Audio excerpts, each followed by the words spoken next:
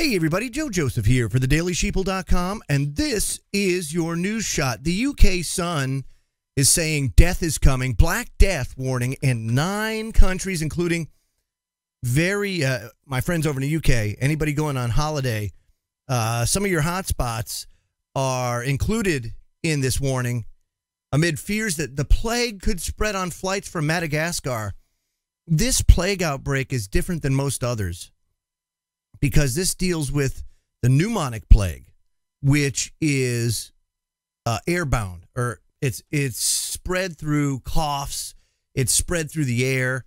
In the past, we've dealt with cases of bubonic plague, and the disease itself is spread through mosquito bites, mice, rats, anything that bites you, flies, all that kind of stuff. Any sort of rodents or insects are spread by, the plague is spread by that. That's the bubonic plague.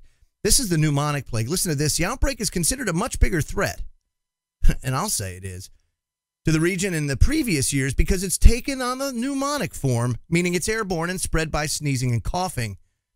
And experts say the epidemic could still worsen as the death toll hits 124 and more than 1,300 left infected.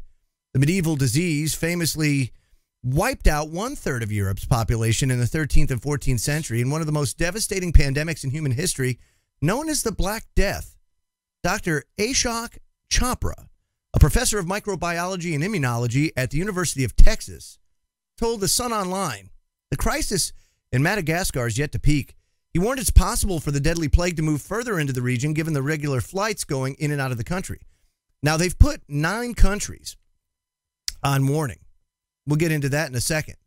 But he said, quote, if they are traveling shorter distances and they're still in the incubation period and they have the pneumonic form, they could spread it to other places. And he continues, he says, we don't want to have a situation where the disease spreads so fast it sort of gets out of control. Yeah, that's putting it lightly. You know, also you have to understand that we've seen a lot of drug-resistant cases of the plague pop up. And we haven't really developed any new antibiotics here in a long time.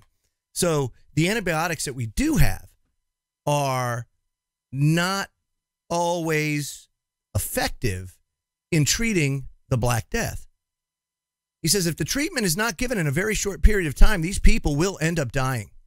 So most of the cases have been the bubonic plague, but if you look at this particular outbreak, 70% of the cases are the pneumonic plague, which, of course, is the most deadly form of the disease. This is not something to joke around about, especially now since we have such a global economy and global travel more than ever before. Cases like this where you have a very serious disease that's transmitted via the air is a huge factor to consider when you talk about a contagion, a possible contagion. It says plague symptoms include sudden fevers, head and body aches, vomiting and nausea. Dr. Chopra added that it spreads very rapidly, as seen by the number of cases in Madagascar, double within a week. Speaking for Madagascar, Christine South, head of the IFRC's emergency operations, said that with anything like this, there's a possibility that someone could be infected and get on a plane. Of course it is, because you can't tell until the symptoms actually show up, and by then it's too late. But prior to that, you've been a carrier for, I think, up to 2 weeks. She added that she believes the plague outbreak may be now stabilizing, but medical staff would be, or have a clearer understanding of this over the days to come. And according to the World Health Organization, the disease, which has struck heavily populated cities, sparked a false alarm in, say, Chile's after a traveler reported symptoms of the disease. And that's the other thing, too, folks. You understand when you have a disease like this, officials will oftentimes get overprotective. And in this case, you know, you got to be careful, I would have to think, when it comes to preventing the spread of the plague, that you want to prevent anybody with the disease from traveling.